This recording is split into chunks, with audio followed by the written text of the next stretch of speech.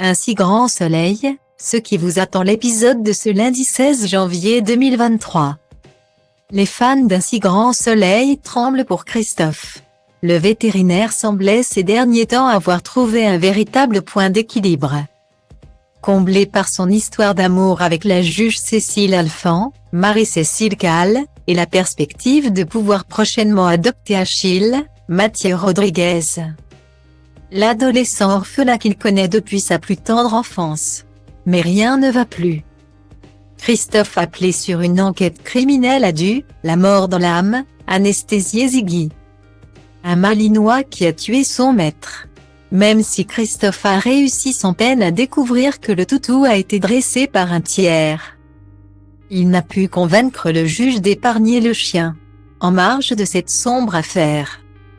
Des couples se forment à Montpellier. Ludo et Margot, la sœur de Cécile, s'entendent de mieux en mieux. Taï, Lila Guiraud, pourrait bien oublier la fin tragique de son histoire avec son prof de philosophie dans les bras de Robin. Evan, le père de Robin, n'est pas dupe des mensonges de son fils. Il sait parfaitement que Taï a passé la nuit à la maison. Cette dernière pourrait toutefois désagréablement surprendre son amoureux, car elle affirme à Kira ne souhaiter pour l'heure qu'une histoire légère. La police continue quant à elle d'enquêter autour de la mort du propriétaire de Ziggy.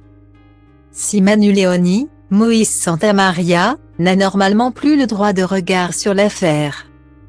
Il mène des recherches sur la disparition suspecte de la femme de Darius House.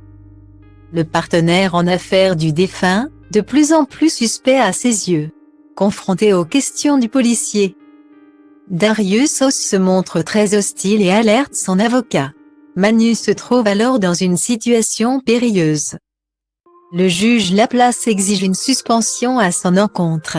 Le commissaire Becker est obligé de monter au front pour son homme. Mais lui interdit de poursuivre son enquête. Manu pourrait bien franchir une ligne rouge. Ludo et Margot se disputent. Ils laissent rejaillir sur eux les problèmes du couple de Christophe et Cécile.